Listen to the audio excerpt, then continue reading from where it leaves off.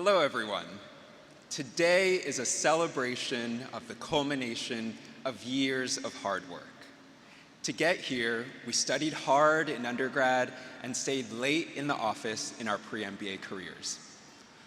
We then dedicated countless hours to prepping for the GMAT and researching MBA programs. Another key part of our MBA journey was writing admissions essays. The Wharton admissions team asked us two seemingly simple questions.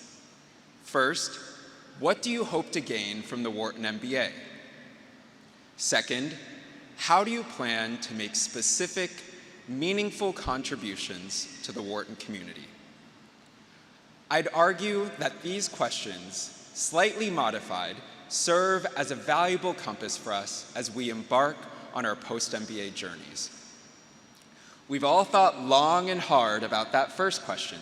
What do we hope to gain from our first few years after business school? After all, we spent weeks, if not months, choosing from a diverse set of possible career paths, including finance, consulting, and maybe even tech.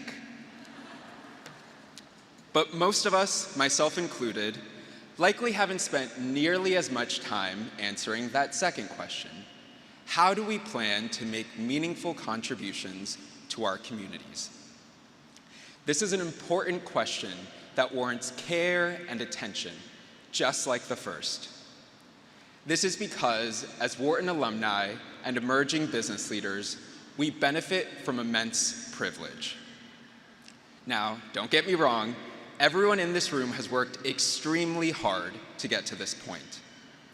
Having said that, in addition to having a world-class business education, we now also benefit from an incredible amount of access and resources. And as a result, I believe we have an opportunity to use these privileges to affect positive change in the world around us. I'll acknowledge it can be very difficult to prioritize giving back, and there are many legitimate obstacles that may stand in our way of doing so.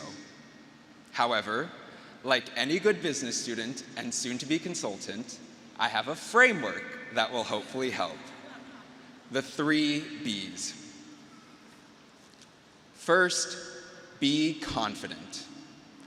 For years, fear and imposter syndrome made me doubt and undersell myself. But thanks to some good old stretch experiences, this speech included, I've become much more confident in who I am and what I can do.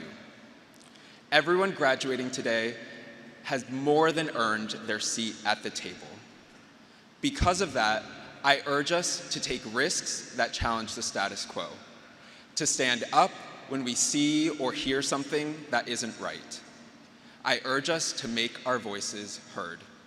We owe it to ourselves and to those around us. Second, be grateful. Personally, I'm incredibly grateful for my parents. They left Columbia to come to the United States in pursuit of a better life. Today, because of them, I'm graduating from one of the best business schools in the world.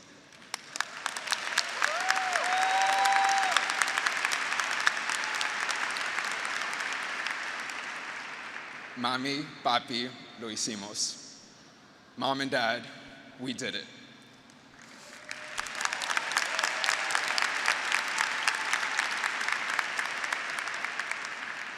Take a moment right now to think of all the people who helped you get to where you are today.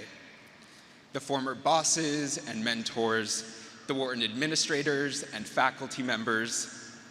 Think of your friends and family, your classmates and partners.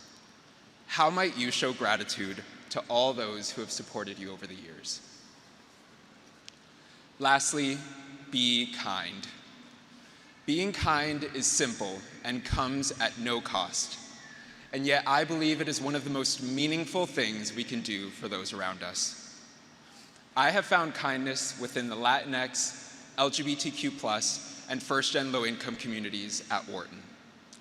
After graduation, I plan to pay it forward to these and many other communities.